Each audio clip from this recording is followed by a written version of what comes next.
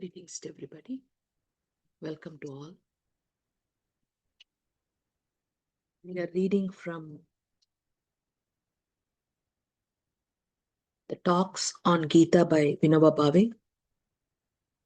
We are on the chapter Vision of the Cosmic Form, page 221. Before we start reading, few thoughts is as I am reading more on spirituality from different masters, there is so much more understanding and gratitude towards our masters. In one of the concepts the masters share is, and it is difficult to practice for all of us. Master says the essence of Bhagavad Gita is no enmity to anyone. Nobody is your enemy. It's very difficult. But that is the essence of Bhagavad Gita. No enmity to anyone. And you serve with no expectations. And you dedicate all your actions to the divinity. And your heart is filled with love and devotion and such generosity to forgive all, and you become an instrument in human hands. Because in sadhana, even bhakti is need to be practiced. Sadhana means repetition, practice. Even devotion has to be practiced. Even that has to become a samskar for us. That is why Babaji Maharaj recommended constant remembrance. Because with remembrance, we are developing devotion. Revered Daji once said that pray with tears, weep for God, have restlessness, have yearning, and submit a heartful prayer. Because the saying goes, the divine, the ultimate hears even the footsteps of an ant. That is why Lalaji Maharaj gave a technique where he says, meditate with the idea that he knows everything, he sees everything, he listens to everyone.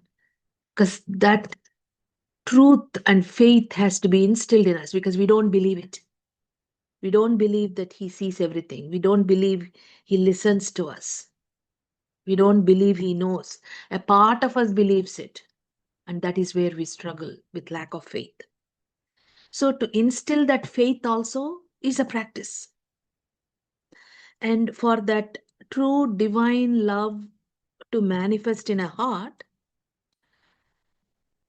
the state of viveka has to be there, discrimination has to be there, and the senses and the passion have to be refined, and then divine love will emanate from a tranquil heart.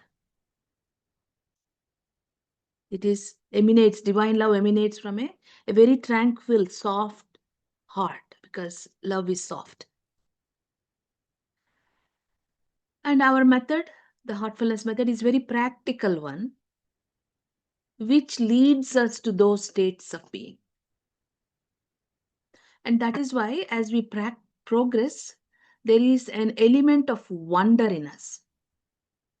Because when we observe the master, there is a sense of wonder. Because every time I see the master, the physical master, I see him changed. Him who I saw yesterday, he's not the same today. It is actually not because the master is changing, because I am changing. I see him in a different way. That is why they say the master is the mirror. If you see the master changing and you are feeling more and more wonder about the master, that means you are changing. The change is in us. He is the mirror, and until you come to a state where there is no more change, there is neutrality, where you are in the zone of no mind zone. The mind is not thinking anymore. You are stabilized in the space of feeling. And that feeling is gratitude. that feeling of love, that feeling of wonder, and that feeling of smallness. And that is why our system begins with wonder. And at every state, our practice ends with love for that ultimate reality. It is all love, nothing but love. That is why Babaji keeps on saying, in the worlds that they are, the vibration is only of love. So, if we want to enter the vibratory fields of the Master, our inner self, it has to remain in that sattvic state, imbued with love. Because we start with wonder, and that is based not by the thought, it is based on intuition. And it is not based by reasoning, it is because we experience, we realize the reality, we feel the presence of the Master. That's why Babuji said philosophy is a way of thinking, but spirituality is the way of doing. And he says realization is the way of undoing. Even in the Kenopanishad, it says that true knowledge is, the divine knowledge is, which leads us to that immortality. And what is that state of immortality? It is the state where words and minds don't reach there. It is that restless feeling, the yearning, longing, tears emanating from that tranquil heart. The heart is so soft and tranquil and peaceful. That tear emanating from such a peaceful heart, that restlessness emanating from a peaceful heart. Imagine that state. We are saying on one side you have to be balanced and peaceful. At the same time, that restlessness, yearning, longing has to be there. Hence, the way is the heart and feeling and becoming. And coming, we are all celebrating, ready to celebrate Master's birthdays. What is the importance of the Master? I read a story about Sage Ramanuja. He was going on the street and his guru was there giving a lecture on that street, Ramanuja's master. And the master stops his lecture, comes and touches the feet of the disciple, Ramanuja. Everybody looking there were like shocked and they were like questioning Ramanuja, the disciple. Oh my God, your guru is coming and touching your feet. And Ramanuja says, the disciple says, if my guru does it, he must be right. But it's people, they were not satisfied. So they went to the guru and asked him. And the guru says, oh, I did that. I was not aware of it. And so people come back to the disciple again to Ramanuja and say, so isn't that against the tradition and the Shastras that the guru bows down and touches? And there Ramanuja, the great teacher, reveals a beautiful secret. If the tradition accepts what my guru says, I accept the tradition. If the traditions contradict what my guru says, I throw away the tradition. This is what Babaji talks us. Because the guide is the ultimate tradition. The guru, the mother, the spiritual mother is the ultimate tradition. And that's why Nanak or Kabir or somebody said that if your guru says drink wine, he says dip your prayer carpet in wine. So in this story, again, people go back to the guru and ask him. They're still curious. Their thirst is not quenched. It's like, why did you touch his feet? And the guru replies, when Ramanuja was my disciple, he used to prostrate in front of my feet and touch my feet. His head would touch my feet. So that connection was still partial. Now that my head touched his feet, our association and union is complete. It is in perfect union now.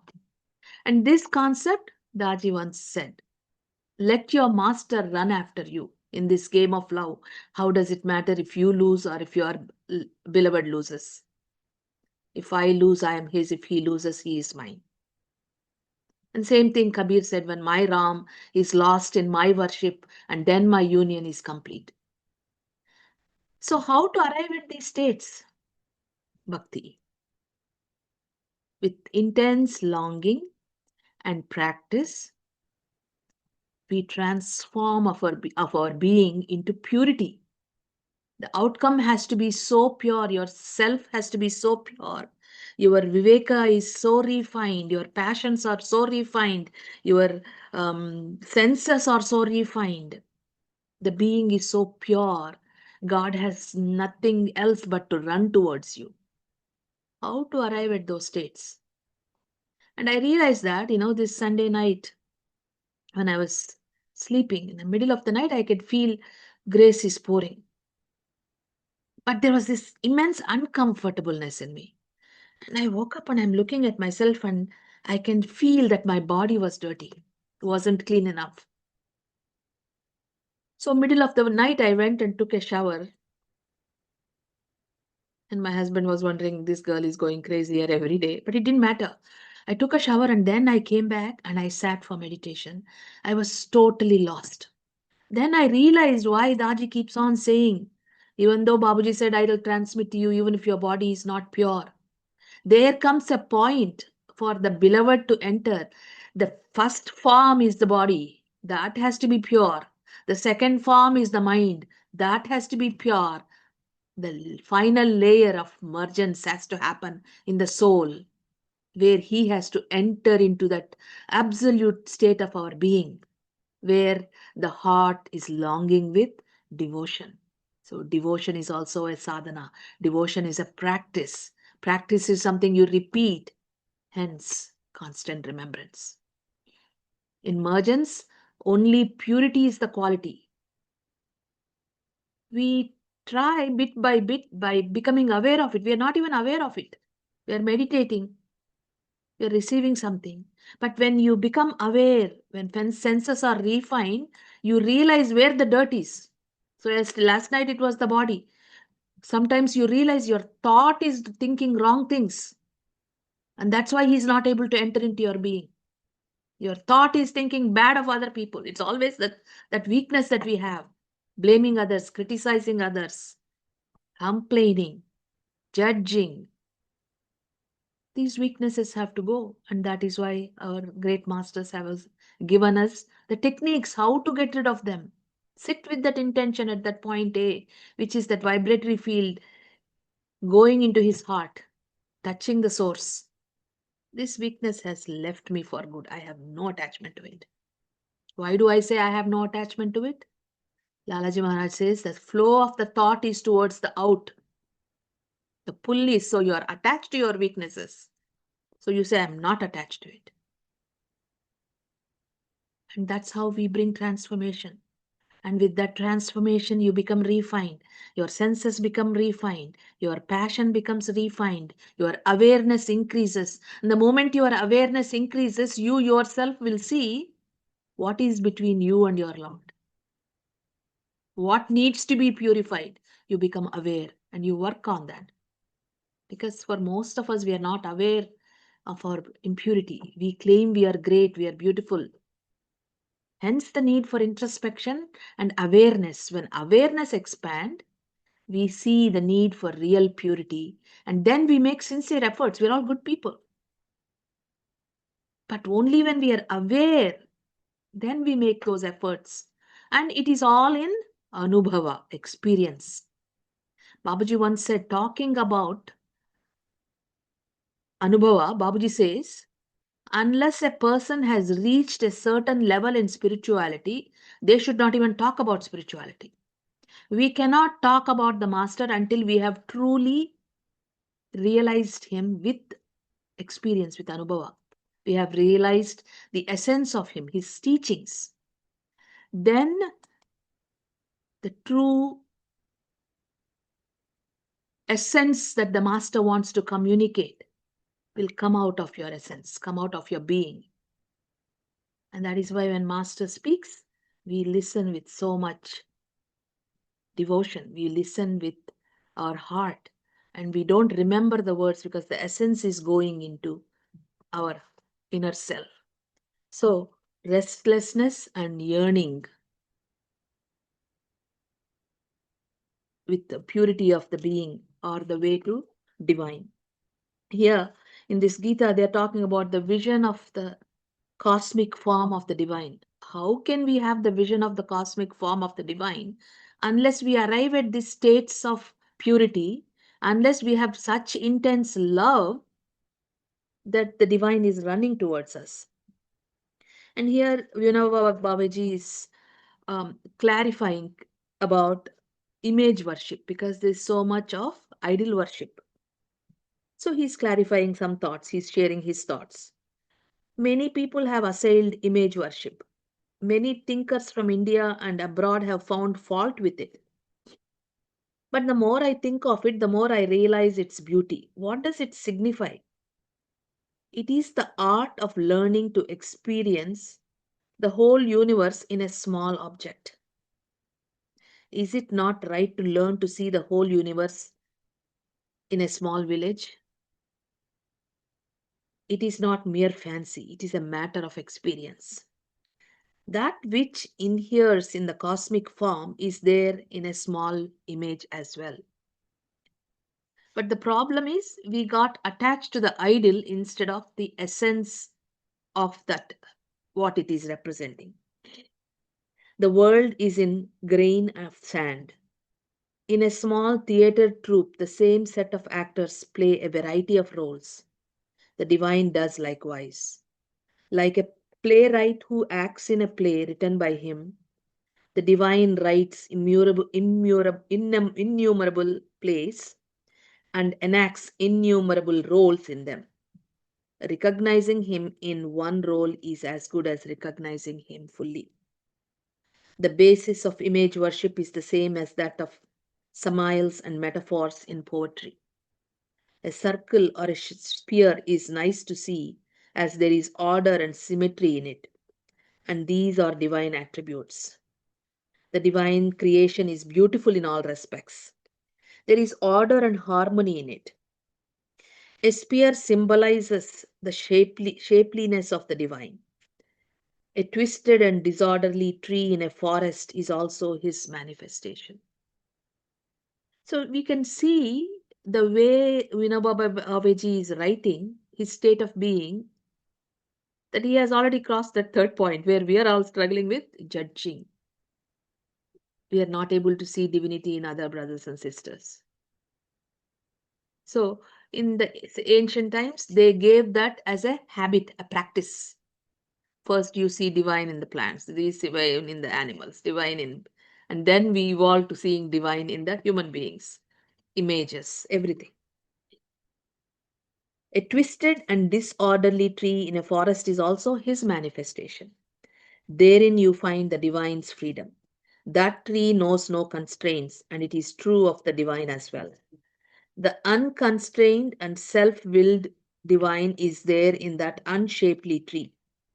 A straight column shows his straightness. In a pillar with a decorative engraving, we see the divine who decorates the sky with stars. We see his restraint in a well laid out garden, and in a primeval forest, we see his freedom and grandeur.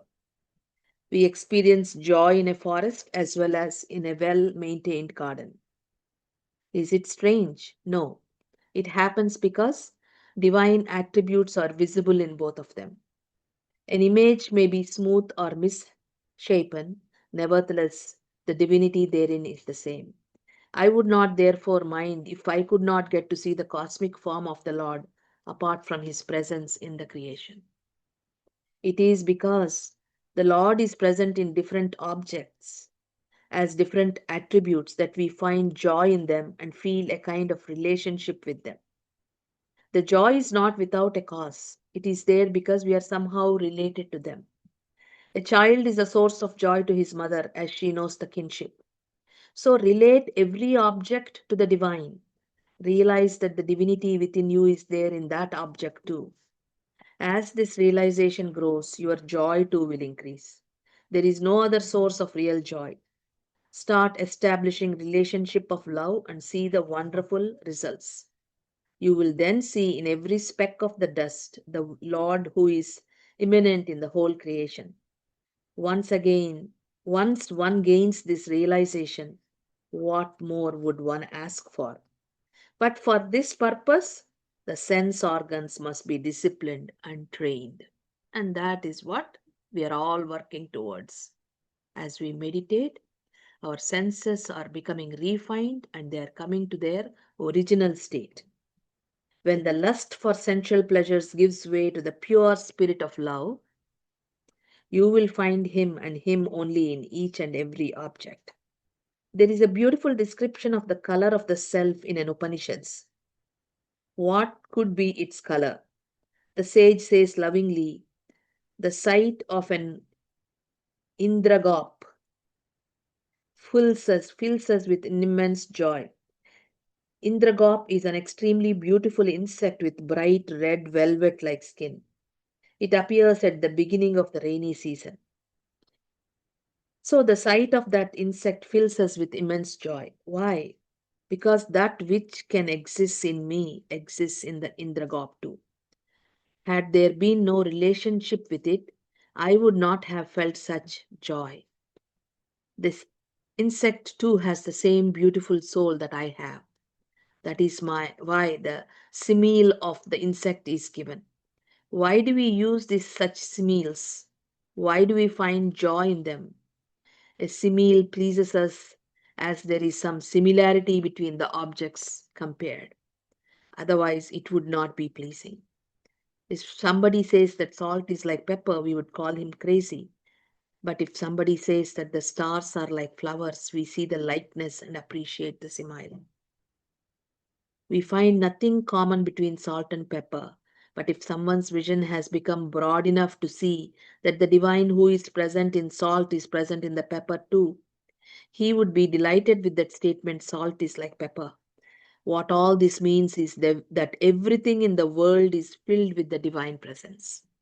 To realize this, one need not have the vision of the cosmic form. Vision of the cosmic form is difficult to bear. Besides, how can I bear the vision of that cosmic form? That form may not perhaps give rise to the same feelings of love and tender intimacy that I have for a small, beautiful, and saguna form. It happened with Arjuna too. He started trembling and beseeched the Lord to assume the familiar and lovable form again. Arjuna is thus cautioning us from his own experience that we should not have the desire to see the cosmic form. It is good for us that the Lord has pervaded the entire three dimensional space and three dimensional time. If He were to condense Himself and appear before us as a glowing and fiercely hot ball of fire, what would our plight be? The distant stars appear tranquil. They seem to speak to us. But what would happen if a star that soothes the eyes from afar were to approach us closely? It is a ball of fire which is sure to burn us down. Let all things in the cosmos remain where they are. What is the sense in bringing all of them in a single room? One feels strange in watching thousands of pigeons packed in a small aviary. What freedom do they have? It is good that the creation is spread all over the space. And a lot of us who are associated with the living masters, we know this feeling. There is times that when you are with the master, I mean, he's in such a different world and you don't even know who he is. And when he looks at you, there is such sternness and your heart shakes. And then they come back to their form. At that moment, they are Chari or they are Kamlesh. Then you are comfortable with that. Because there are times that I would be in front of Daji and I would literally pray, okay, come back to Kamlesh's form, who was a friend. Don't be in that master form. Don't be in that aura of Rama or Vivekananda or Lalaji because I'm not able to bear it. So this is the same thing happened to Arjuna. We are fools that we are asking. When the master is willing to expose us to his real self, we want a smile, we want a small talk, we want a joke. So this is where sadhana helps us with clarity, where we arrive at the discrimination. So when we are in his presence, we forget about the physical master and observe the inner heart. What is true of space is true of time too. We do not remember the past and have no idea of the future, and that is good for us. The Holy Quran has mentioned five things which are exclusively under the control of the divine, and the man can do nothing about them. Of the future is one of those things. We can at best make a guess, but a guess is not knowledge. It is indeed a happy situation, but that we do not have knowledge of the future and forget most of the past. Even if a bad man becomes good, we remember his past and we do not respect him. We cannot forget his past sins, however hard he may try to convince us about his transformation. It is only when the person dies and is reborn in a different form that the world will forget his sins. Remembrance of the past distorts the mind. That's why we forget the past. At every moment we let go, and the masters have trained us to be in the now. All our problems will be solved when all the memories and perceptions of the past are forgotten. There must be some way of forgetting both the sinful and meritorious deeds. Death is such a way. When we cannot endure the suffering in this birth, why rake up the muck of the past births if the muck is in this birth is not enough? We even forgot most of our childhood years. It is good that we forgot our past. For instance, the only means to achieve Hindu Muslim unity is to forget the past. Yes, Aurangzeb did commit atrocities, but how long are we going to harp on them? There is a famous Garba song by Ratanbai in Gujarati. It says at the end, in this world, the good that people will achieve will be remembered, their sins will be forgotten. Time is sifting everybody's deeds. We should take only what is good from history and cast off what is evil. It would indeed be wonderful if one remembers the good only, but alas, it does not happen. Hence, forgetting is extremely necessary, and God has created death for this purpose. We will stop here. We will take a 2 weeks pause on the literature reading sessions, and we will restart on August 12th. We have a family vacation that will be going on. So let us all now meditate. We will post about the classes on the group.